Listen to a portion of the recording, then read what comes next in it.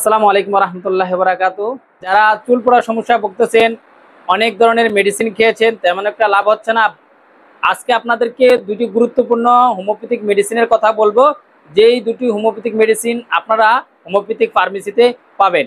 এই দুইটা মেডিসিন আপনারা অবশ্যই কিছুদিন যদি খেতে পারেন, লাগাতে পারেন, ইনশাআল্লাহ তাআলা চুল পড়ার সমস্যা তো কমবেই।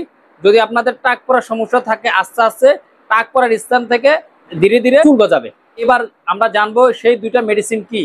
এক নম্বর হলো ভ্যারাইটা কার্ব। এটা সপ্তাহে 2 দিন আপনি গ্রহণ করবেন 4 ফোঁটা করে। আর জেব্রান্টি মাদার টিনচার অলিভ অয়েল বা নারকেল তেল দ্বারা মিশ্রিত করে তারপরে আপনার যেখানে চুল পড়ার সমস্যা বা টাক পড়ে যাচ্ছে সে জায়গায় আপনি ভালোভাবে লাগাবেন। ইনশাআল্লাহ তাআলা একাধারে যদি 3 মাস আপনি গ্রহণ করতে পারেন, দেখবেন ধীরে ধীরে আপনার চুল পড়ার সমস্যা এবং কি টাক পড়ে যাচ্ছে যেখান থেকে সেখানে আস্তে আস্তে চুল গজাবে। আল্লাহ হাফেজ।